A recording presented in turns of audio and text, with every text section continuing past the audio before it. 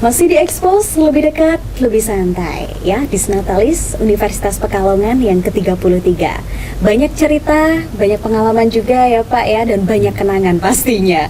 Oke, dan tadi kita sudah membahas mengenai perkembangan begitu ya, jumlah mahasiswa. Kalau kita sudah membicarakan jumlah mahasiswa, ini pastinya tidak terlepas dari yang namanya tenaga pendidik atau dosen. Ini kalau dari kualifikasi dosennya sendiri bagaimana Pak di Universitas Pekalongan? Jadi sambil kita setback dulu, saya akan menyampaikan ada 4 fase ya. 4 fase. 4 dasawarsa ya. Yang pertama itu tahun 82 sampai 92. Ini masa perjuangan yang luar biasa.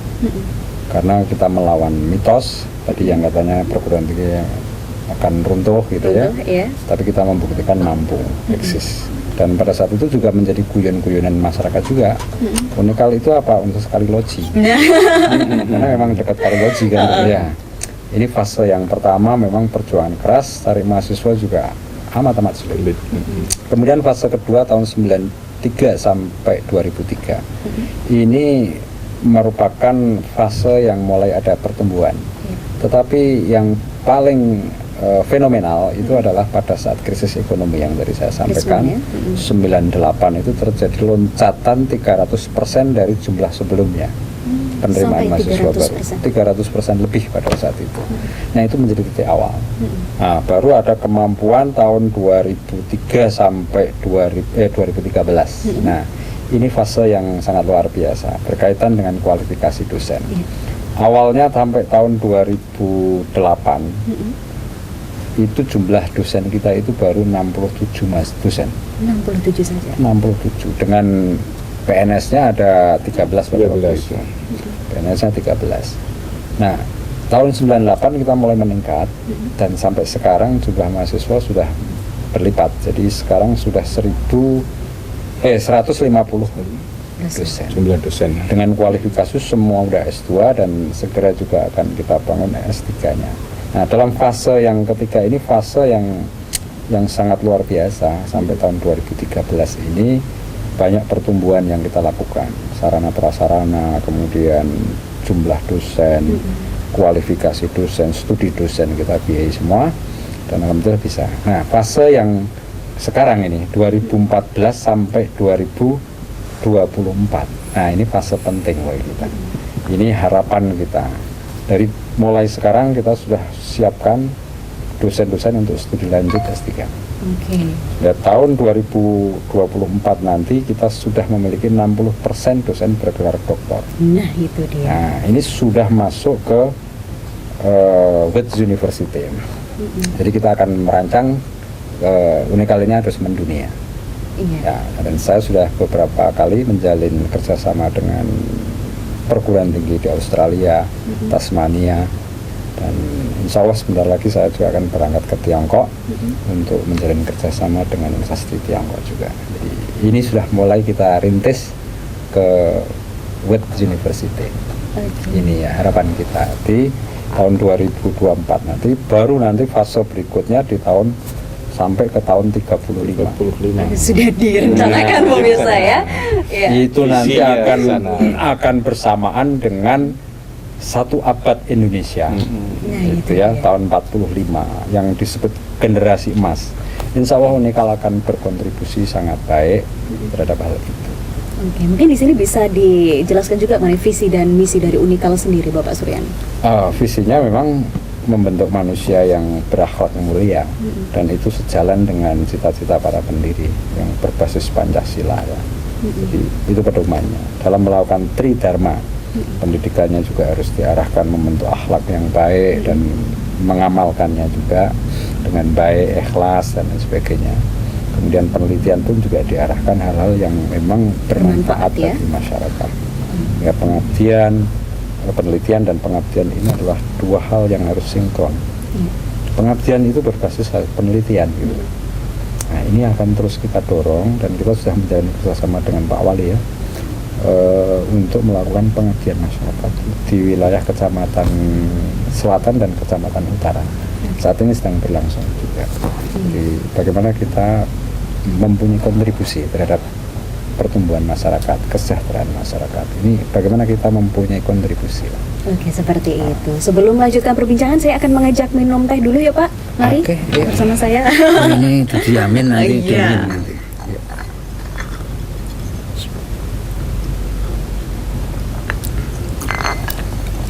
Wah, seger sekali. Seger, sore-sore minum teh ya Pak ya. Iya, tadi sudah dijelaskan mengenai kualifikasi dosen dan sekarang ini Universitas Pekalongan juga sudah menjalin kerjasama dengan beberapa negara ya, Iya. untuk bisa terus meningkatkan kualitas Kota Pekalongan, tidak hanya nanti namanya bergaung di tingkat lokal, nasional, tapi juga di tingkat internasional. Ini tadi untuk mungkin tenaga pengajar sudah, kalau sarana prasarana Pak, ini bagaimana Bapak Sakowi? Sarana prasarana Unikal alhamdulillah berkembang cukup pesat ya. Seiring pesatnya perkembangan penerimaan mahasiswa dan pengembangan program studi ya, sarana prasarana kalau dilihat dari penyediaan tanah atau jumlah tanah yang tersedia untuk kampus itu hampir mencapai 10 hektar ya. 10 hektar. 10 hektar itu 2 hektar 2,2 itu ada di Jalan Sriwijaya ya, dan sekitarnya ya. Kemudian 7,5 itu ada di Slamaran ya. Itu adalah semua disediakan nanti untuk kampus ya, baik itu sifatnya untuk membangun gedung perkuliahan dan prasarana lainnya, dan juga untuk lab ya, karena kita punya laboratorium perikanan ya, punya fakultas perikanan ya, kita juga membutuhkan lahan untuk lab lapangan perikanan dan juga pertanian. Untuk gedungnya kita existing, kita punya gedung A, B, C, D, E yang ditambah dengan lab yang ada di Slamaran itu sekitar 13.000 ya, luasannya itu 13.000, dan masih akan membangun lagi di Jalan Sriwijaya ini gedung berlantai 7 ya, gedung F ya. Dan gedung-gedung itu semua digunakan untuk fasilitas memenuhi kebutuhan proses belajar mengajar, perpustakaan, laboratorium ya, semuanya ada di situ ya. Sehingga alhamdulillah sekarang kalau melihat Universitas Pekalongan di kampusnya Jalan Sriwijaya ini luar biasa ramai ya, dan penuh bergairah gitu ya. Dengan gedung-gedung yang baru, mahasiswa yang banyak ya, kemudian juga fasilitas ibadah, masjid, lalu tempat-tempat untuk sinau ya, yang disebut oleh Pak Rektor ini Balai Sinau itu dibangun di mana-mana gitu ya, di sekitar kampus ini. Dan perlu ditambahkan bahwa perjalanan pembangunan gedung itu juga sejalan dengan perencanaan penambahan program studi. Jadi ini sedang disiapkan, sudah maju ke Dikti, Fakultas Psikologi ya, kita akan buka, kemudian D4 Teknik Konstruksi. Dan juga akan menambah beberapa program studi sebagai lanjutan dari program studi D3 yang ada di Unikal ini. Nah itu dia, ada penambahan lagi begitu ya. Hingga saat ini juga Universitas Pekalongan terus membantu pemerintah ya untuk bisa meningkatkan potensi daerah seperti adanya perikanan, kemudian batik, begitu ya Pak ya. Sehingga angka partisipasi ke pendidikan tinggi ini di Pekalongan ini cukup baik. Dengan lahirnya beberapa perguruan tinggi yang ada di Pekalongan ini. Jadi kita juga sangat berterima kasih fasilitasi dari pemerintah daerah, Batang, Malang, sampai Pekalongan dan Kota Pekalongan terutama sebagai tempat lahirnya Unikal.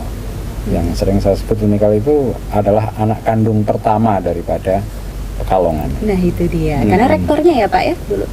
Ketua yayasan. Ketua yayasan ya maksudnya ya. Di samping memang perguruan tinggi yang ada tadi disebut Untak sebagainya kan Iya. dari luar. Mm-mm. Unikal ini yang pertama sebagai anak kandungnya. Anak kandungnya, oke seperti itu. Kalau berbicara mengenai kualitas pendidikan sendiri di Unikal seperti apa ini, Bapak Suryani? Mungkin? Mengukur tingkat kualitas itu ada banyak parameternya kan tentunya. Kalau kita mau mengukur dari di mana kiprah alumni kami, maka kita bisa menyebut yang bergerak di bidang pemerintahan cukup banyak sekali. Dan kalau kita bicara bidang bisnis, ya contoh Mas Sutrisno Bahir misalnya, dan ada Mas Huda yang juga bergerak di bidang eksportir dan sebagainya. Jadi banyaklah yang di legislatif, apalagi di partai politik itu Bupati Batang dulu yang Bintoro juga alumni Unika, Ketua DPR Kota Pekalongan, Kabupaten Pekalongan itu semua adalah alumni Oke, seperti itu. Dan harapan ke depan nih Pak, atau program ke depan nanti untuk terus memajukan Unikal ini kira-kira seperti apa tuh? Ya memang butuh perencanaan yang matang. Tadi sudah saya sampaikan ya. Bagaimana kita nanti menyongsong Indonesia Emas, generasi Indonesia Emas tahun 45 itu. Dan itu harus kita ikuti setiap tahap-tahap perkembangan. Apalagi ini akan memasuki masyarakat ekonomi Asia ya tahun 2015. ASEAN Economic Community ya. Ini kita harus juga sikapi di proses pembelajarannya juga harus sudah mengarah ke sana. Oke, Jangan sampai alumni-alumni kita nanti tersisih. Ini yang menjadi tugas kita paling berat.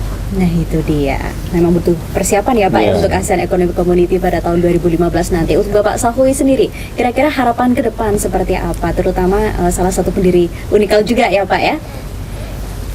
Yayasan sangat berkomitmen untuk menjadikan Unikal ini unggul ke depan. Karena itu seluruh potensi untuk pengembangan Unikal ini dicurahkan oleh yayasan dalam bentuk penyediaan sarana prasarana dan juga memberikan pacuan untuk meningkatkan strata pendidikan bagi dosen-dosennya. Karena sebetulnya isi daripada universitas itu intinya yang bisa menggerakkan dan juga bisa meningkatkan kualitas adalah orang-orang yang ada di dalamnya, yaitu terutama dosen-dosennya.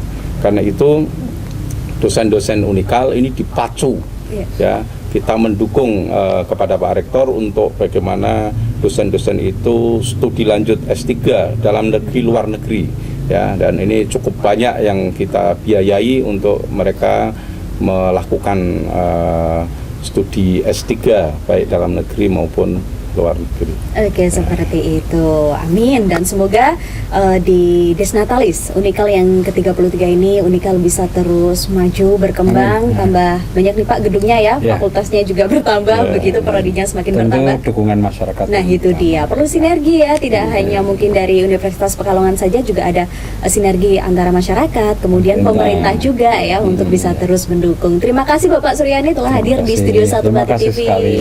Terima kasih juga Bapak Sahowi. Mudah-mudahan kita semua terus maju.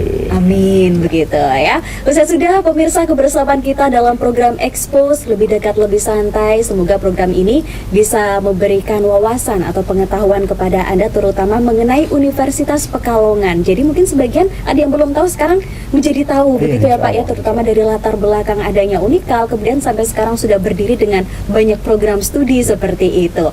Baik pemirsa, akhirnya saya Heni Maya harus pamit undur diri dari program Expose, lebih dekat lebih santai. Sampai jumpa dalam program Expose berikutnya, dan wassalamualaikum warahmatullahi wabarakatuh. Waalaikumsalam warahmatullahi